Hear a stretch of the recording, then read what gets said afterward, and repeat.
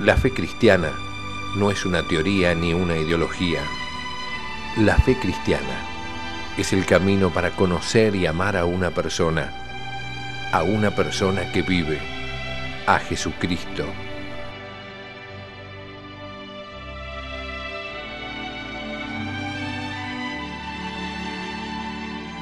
La fe cristiana, un curso del Instituto de Formación Teológica por Internet que quiere ayudarte a crecer en el amor a Jesús, nuestro Señor.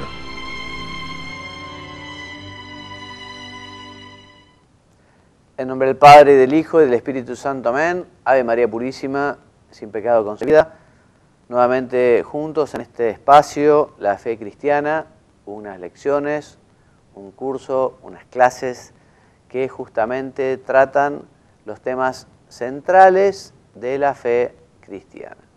Los temas centrales de la fe cristiana, lo sabemos, están sintetizados en el credo y después son parte fundamental del mensaje evangélico, los sacramentos dejados por Jesucristo, todo el tema litúrgico y los mandamientos que estamos viendo actualmente. Dejamos el programa pasado el tema del sexto mandamiento y hoy nos dedicaremos a hablar del séptimo mandamiento de la ley de Dios.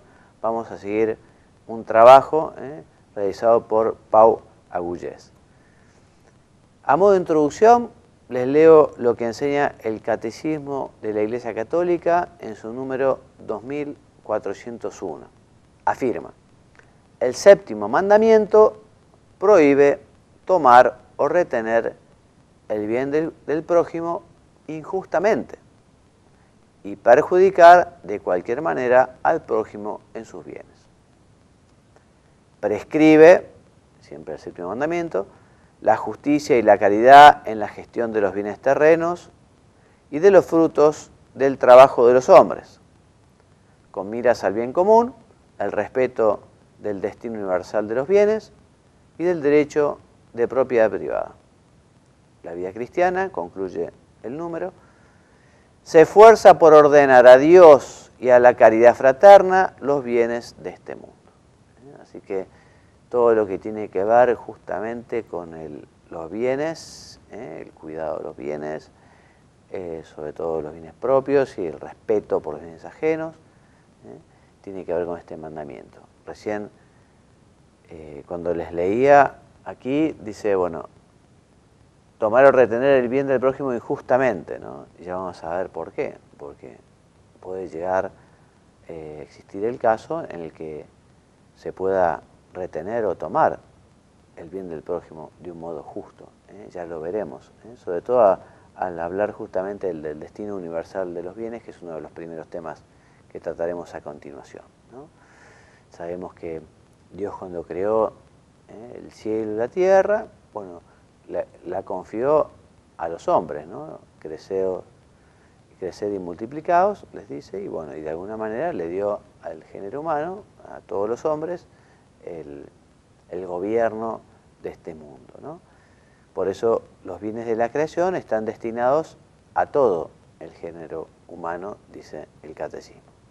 Sin embargo, la apropiación de bienes es legítima para garantizar la libertad y la dignidad de las personas, para ayudar a cada uno a atender sus necesidades fundamentales y las necesidades de los que están a su cargo. Por eso, el derecho a la propiedad privada, adquirida por el trabajo o recibida de otro por herencia o por regalo, no anula la donación original de la tierra al conjunto de la humanidad. O sea que es un derecho fundamental de la persona, el derecho a la propiedad.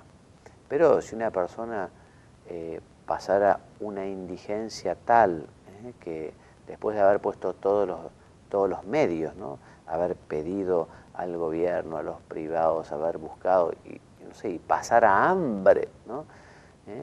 Podría llegar a tomar algo para su alimento o el de sus hijos, siempre y cuando no ponga a la otra persona en la misma situación que está padeciendo, ¿no? Porque justamente por ese destino universal de todos los bienes. Este destino universal de los bienes continúa siendo primordial aunque la promoción del bien común exija el respeto de la propiedad privada, de su derecho y de su ejercicio. Ya hemos visto cómo regímenes totalitarios que han abolido la propiedad privada, evidentemente esto después ha sido un gran daño para la sociedad en general y para las personas en particular. El respeto del derecho a la propiedad privada es importante para el desarrollo ordenado de la vida social. Dice la Gaudium Spes, un documento del Concilio Vaticano II, en su número 69, el hombre, al servirse de esos bienes, debe considerar las cosas externas que posee legítimamente no sólo como suyas, sino también como comunes, en el sentido de que han de aprovechar no solo a él, sino también a los demás. Como hemos dicho también en otra oportunidad, quienes son dueños deben sentirse también, de alguna manera, administradores. Porque Dios les ha dado la posibilidad de poseer aquello y justamente eso que se posee debe ser justamente para el crecimiento personal y espiritual personal, pero también de la familia y de las personas que a uno lo rodean. Es fundamental, y ya lo veremos, que la persona esté desprendida de los bienes materiales que tenga, y también es importantísimo que tenga esa visión solidaria, ya veremos, no solo una cuestión estrictamente justa, una justicia tal y tan pequeña que digamos que excluya la solidaridad, ya lo veremos también. Regímenes como el socialismo marxista y en particular el comunismo, al pretender, entre otras cosas, la subordinación absoluta del individuo a la sociedad, sabemos que también negaba a las personas la propiedad privada de los bienes de producción, los que sirven justamente para producir otros bienes como la tierra, ciertas industrias, y afirmaba estas formas políticas, digamos, estas ideologías, que solo el Estado podía poseer esos bienes para poder instaurar una sociedad sin clases.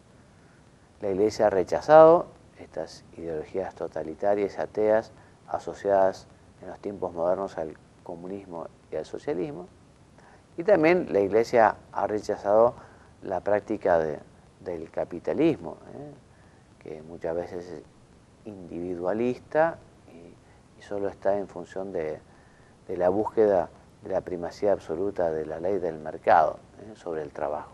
De hecho, lo veremos en el próximo programa, ¿no? Pero cuando comienza justamente la revolución industrial, será León XIII quien comenzará con lo que luego se llamará doctrina social de la Iglesia, a clamar para que justamente los empresarios respeten los derechos básicos de los trabajadores, ¿no? Que los trabajadores tienen derecho a un salario justo, que los trabajadores tienen derecho a un descanso dominical, que los trabajadores tienen derecho, digamos, al poder compartir tiempo con la familia, ¿no? O sea que la Iglesia siempre ha luchado, por decirlo de alguna manera, entre comillas, para que se respete la dignidad de la persona humana, ¿no? Y ha condenado tanto a los regímenes totalitarios socialistas como, digamos, a un capitalismo o a un individualismo o a un liberalismo completamente desenfrenado, donde justamente se deja de tutelar al individuo y se perjudica también el bien común general. Bueno, respecto del uso de los bienes, vamos a hablar un poquito de la templanza, de la justicia y de la solidaridad. Entonces, sabemos que la templanza es una virtud, una de las virtudes cardinales, de la cual justamente dependen otras muchas, que nos ayuda, esta virtud, a moderar el apego a los bienes de este mundo, ¿no? O sea, la templanza ayuda a poner orden en la comida, en la bebida y también justamente en el amor y en el uso de los bienes terrenales. La justicia, ¿no? Nos ayuda justamente a dar a cada uno su derecho, lo que le corresponde, lo que le es debido. Y también la solidaridad, como veremos, son 3 virtudes que el cristiano debe vivir para realmente poder buscar una sociedad justa, una sociedad donde se viva esa solidaridad, una sociedad donde de alguna manera esa es la aspiración, ya el reino de los cielos esté aquí en la tierra, ¿no? Decíamos que las cosas, bueno, son buenas. Cuando Dios creó, lo recordamos en el libro del Génesis, dice, bueno, y vio Dios que era bueno, ¿no? O sea que las cosas son buenas, y la Iglesia también ha rechazado y ha establecido o ha determinado o ha orientado como erróneo, digamos, ese dualismo que existió en algunas épocas, ¿no? Dicen, bueno, lo espiritual es lo bueno, lo material es lo malo. No. Lo material y lo espiritual son buenos justamente si se viven, si se quieren, si se tienen como Dios quiere, porque Dios creó al hombre cuerpo y alma. El hombre no es un ángel que sea solo espíritu, ¿no? Y Dios además puso todos los bienes de la tierra para que justamente el hombre los aprovechara, los disfrutara, los hiciera fructificar, ¿no? Pero eso no quita que el hombre tiene que vivir el desprendimiento, tiene que vivir la pobreza. O sea, no puede poner las cosas como lo primero en el corazón. Hay que querer las cosas, pero las cosas tienen que tener su lugar y no puede ser el primero. El primer lugar es Dios, el primer mandamiento, amarás al Señor tu Dios con todo tu corazón, con toda tu alma, con toda tu mente. Si vos amás las riquezas o amás las cosas con todo tu corazón, con toda tu alma, con toda tu mente, no estás viviendo justamente el desprendimiento, ni estás viviendo la pobreza cristiana. En primer lugar hay que amar a Dios, hay que amar al prójimo, y las cosas también hay que amarlas, pero hay que amarlas ordenadamente, en su lugar, ¿no? Y de hecho nosotros como cristianos, además, estamos llamados a vivir una vida sobria y templada. O sea, cada uno según su lugar, según su ambiente, según,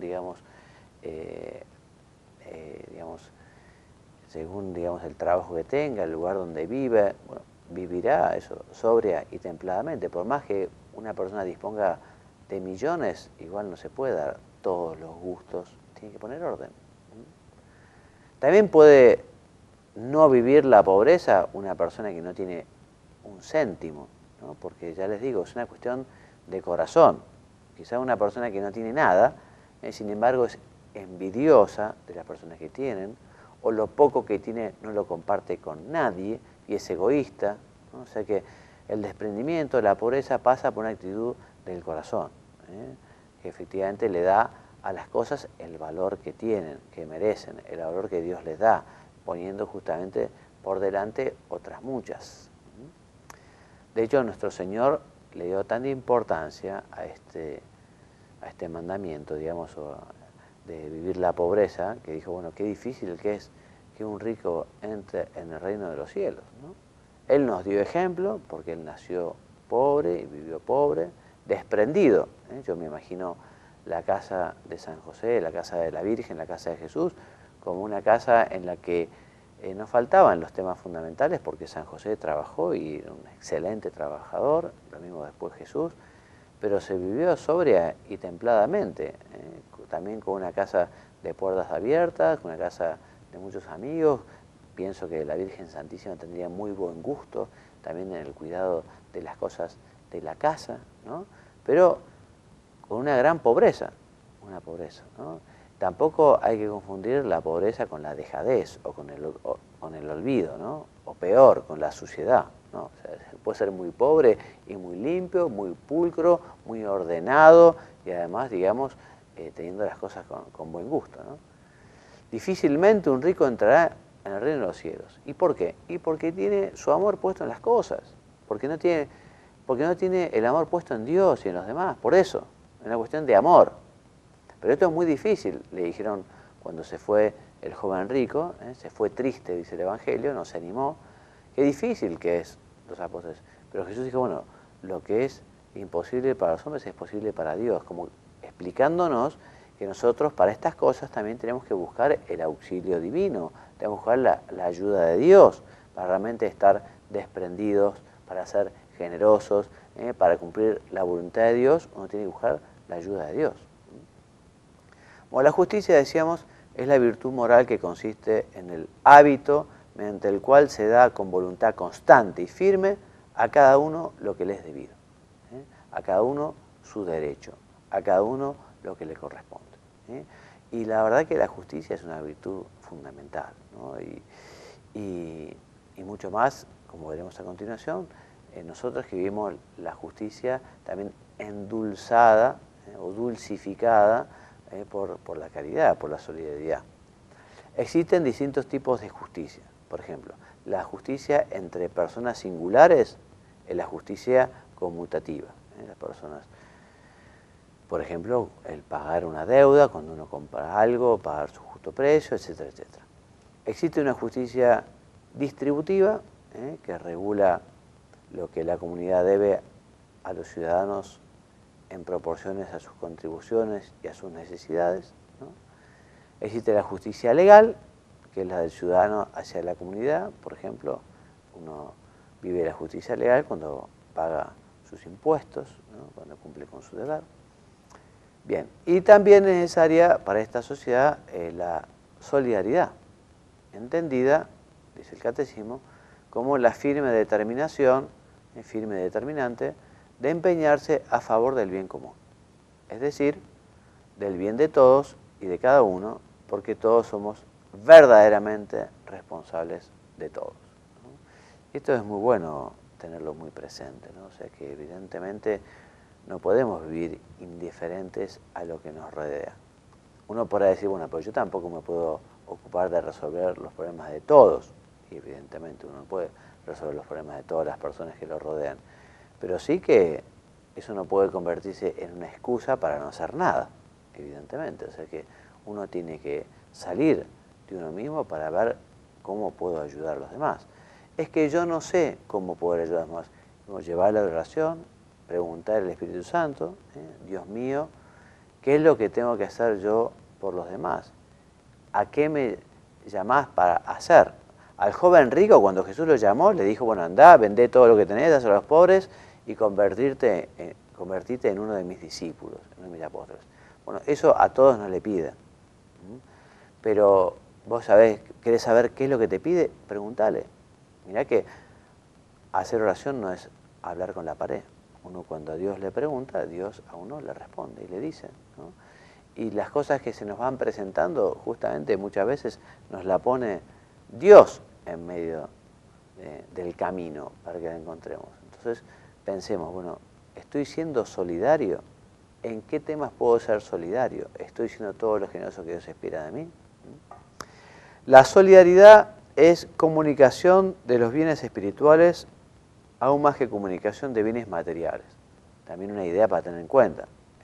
La solidaridad no es solo dar alimento, no es solamente dar comida, que sí lo es, pero sobre todo es educar, enseñar, ayudar a hacer crecer en el conocimiento a Dios.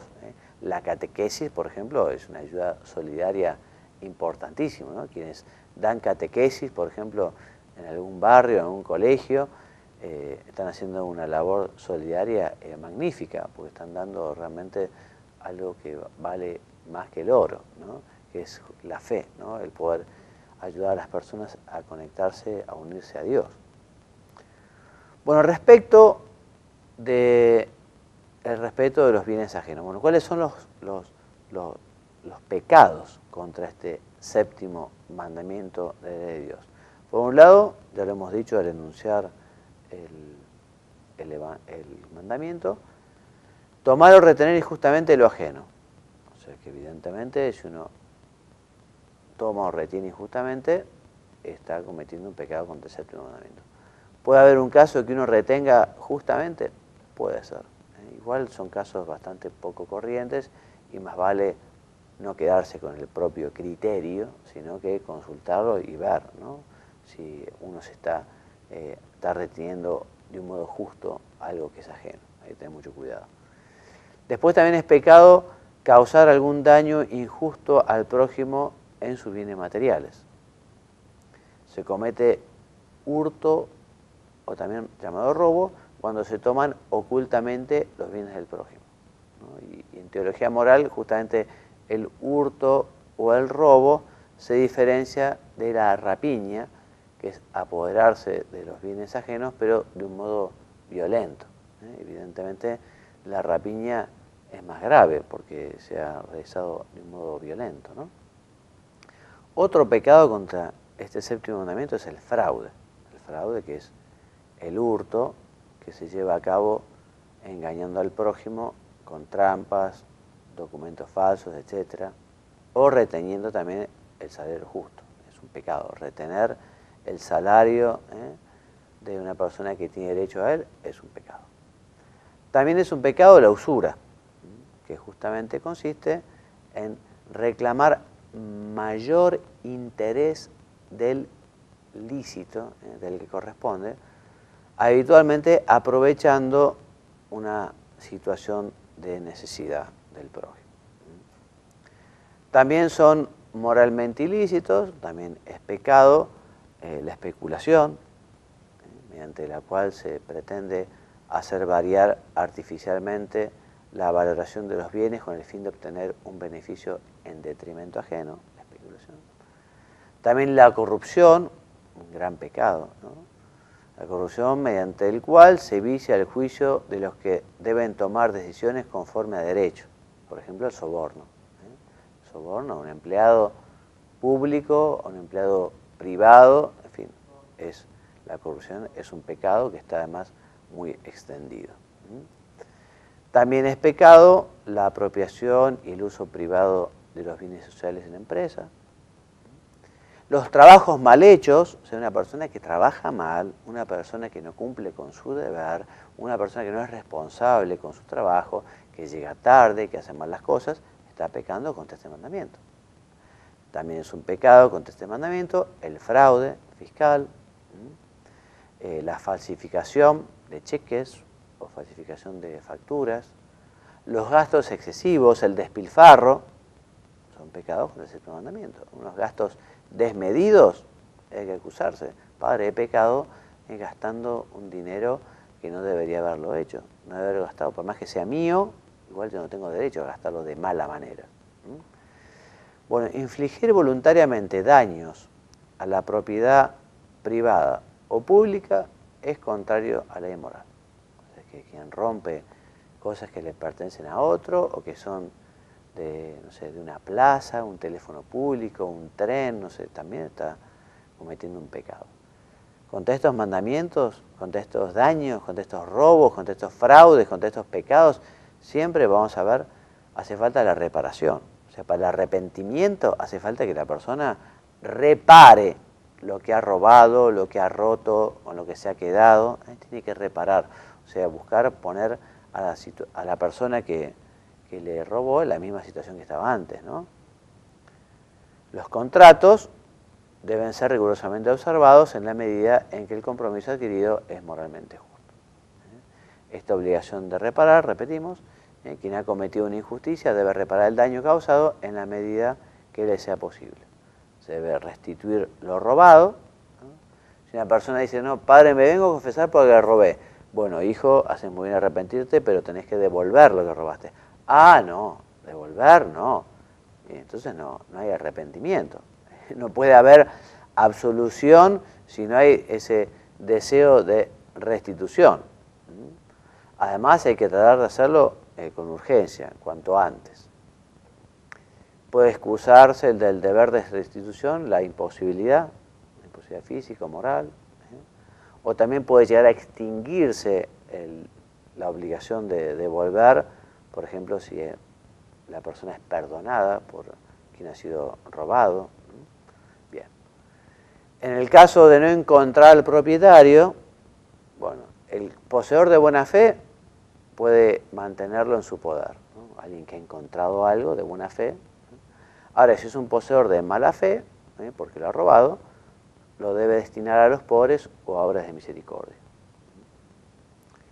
Bien, y hasta acá llegamos, porque Dios mediante el próximo programa vamos a hablar con detenimiento de lo que es la doctrina social de la Iglesia, que es justamente, ya podemos enunciar, ¿no?, que es esa enseñanza, es el juicio moral, porque La Iglesia no hace política partidaria, ¿no? Sino que es la enseñanza o el juicio moral de la Iglesia sobre cuestiones que tienen que ver con la sociedad, ¿no? Para que después ya los gobiernos, las personas en particular, digamos, lo apliquen, ¿no? En el caso concreto. Pero sobre todo la Iglesia alza su voz cuando se obra injustamente, ¿no? Por ejemplo, ya les digo, desde León XIII con los trabajadores que eran injustamente tratados. Actualmente la Iglesia también clama y abre y defiende sobre todo al no nacido, al nasciturus, defendiendo la vida, en fin. Pero bueno, todos estos temas son para la semana que viene. Así que me despido, como les he dicho otras veces, y me voy a la última diapositiva, a ver. Pueden encontrar esta documentación en www.institutodeteología.org o en oracionesydevociones.info, o hacer el curso que se dicta en la plataforma Moodle de encuentra.com. Si les quieren las presentaciones, me pueden escribir a mí, a juanmariagallardo@gmail.com, o a la secretaria del instituto, que es la profesora Mónica Heller, secretariaifti@gmail.com. Bueno, muchas gracias por la compañía. Los espero la semana que viene para continuar hablando entonces del séptimo mandamiento de la ley de Dios. Me despido enviándoles la bendición. Que Dios los bendiga y los haga muy santos. Amén. Muchas gracias.